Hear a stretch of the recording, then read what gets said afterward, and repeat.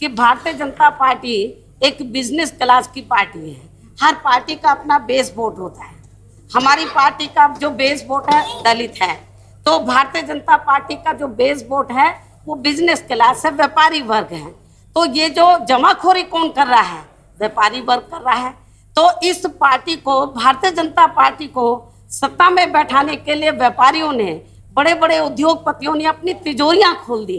बड़े पैमाने पर पैसा पानी की तरह बहाया गया।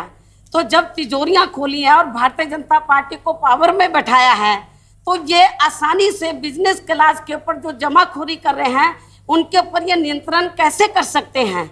मुझे नहीं लगता ये नियंत्रण कर पाएंगे। तो इसलिए मैं समझती हूँ कि ये जो व्यापारी वर्ग है, क्योंकि जिनको ये कहते हैं कि जमाखोरी किसान का बहाना बनाते हैं कि किसान जमाखोरी करता है। किसान तो वैसे गरीब है, वो जमाखोरी कैसे करेगा?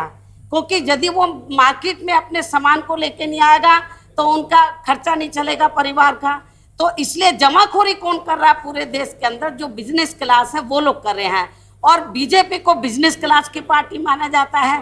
तो जो इन्होंने इलेक्शन के ऊपर बिजनेस क्लास ने पैसा लगाया है, अब ये उसको सूद सहित, ब्याज सहित उसको ये अदा कर रहे हैं। मुझे नहीं लगता कि पूरे देश के अंदर ये महंगाई कम होगी।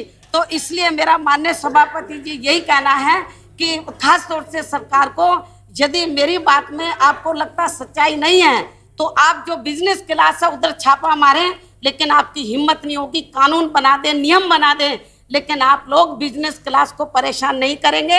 और जब तक आप लोग परेशान नहीं करेंगे, जो उन्होंने पैसा लगाया आपके चुनाव पर, जब तक उसकी वसूली ब्याज सहित तो उनको नहीं हो जाती है, तो मुझे नहीं लगता है कि आप उनके ऊपर सख्ती करेंगे। इसलिए मेरा सरकार से यही कहना है कि आपने जो देश की जनता को ये कहा था चुनाव के दौरान कि बीजेपी पावर में आ गई, अच्छे दिन आएंगे, और इस पार्टी के पावर में आते ही अच्छे दिन नहीं, अब ये महंगे दिन आ गए।